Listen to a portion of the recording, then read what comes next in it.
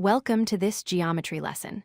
Today, we are going to explore a fascinating shape called the inscribed quadrilateral, also known as a cyclic quadrilateral. We will focus on a key property concerning its opposite angles. First, let us define what we are looking at. A cyclic quadrilateral is simply a four-sided shape where every single corner, or vertex, touches the edge of the same circle. We say that the quadrilateral is inscribed in the circle.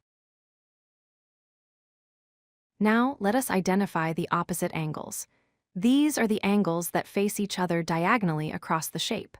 For example, angle A is opposite to angle C, and angle B is opposite to angle D. They do not share a side. Here is the most important rule you need to remember. In any cyclic quadrilateral, the opposite angles are supplementary. Supplementary is just a fancy math word that means they add up to 180 degrees. So, angle A plus angle C equals 180, and angle B plus angle D equals 180. Why is this true? Think about the arcs. Look at angle B, it opens up to face the large arc on the right. Now look at angle D, it opens up to face the arc on the left. Together, these two angles look at the entire circle. Since the angle at the edge is half the arc, and the full circle is 360 degrees, the angles must add up to half of that, which is 180 degrees. Let us try a practice problem.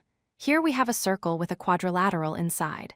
We are given angle A is 85 degrees and angle B is 110 degrees. We need to find the missing angles C and D. To find angle C, we look at its opposite, which is angle A. We take 180 and subtract 85, giving us 95 degrees. For angle D, its opposite is angle B, so 180 minus 110 equals 70 degrees. Let us try a slightly harder one using algebra.